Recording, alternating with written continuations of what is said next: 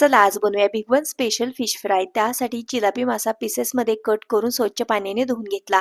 त्यावरती आलं लसूण पेस्ट घातली, सोबतच काही सुके मसाले घातले, बॅडगी मिर्च पावडर घातली, कांदा लसूण मसाला, मालवणी मसाला, जिरे पूड, धने पूड, गरम मसाला, हळद पावडर, चवीकरता मीठ घातलं। सर्व मसाले माशाला लावून 15 मिनिटांसाठी मॅरिनेट होण्यासाठी ठेवून दिलं।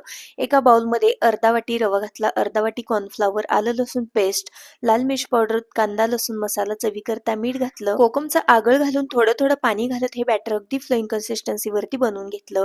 मॅरिनेट करून घेतलेले फिश या बॅटरमध्ये व्यवस्थित असे कोट करून घेतले आणि कडकडीत तेलामध्ये तळण्यासाठी घातले। फिश तळत असताना गॅस हाय ठेवायचा आहे। हाय गॅसवरती हे फिश तेलामध्ये तळून घ्यायचे आहेत। वरून कुरकुरीत आणि आतून अगदी सॉफ्ट फिश तळले जातात। मासे शिजण्यासाठी जास्त वेळ लागत नाही, त्यामुळे हे मासे आहेत त्यातून अगदी सॉफ्ट होतात आणि वरून कुरकुरीत होतात।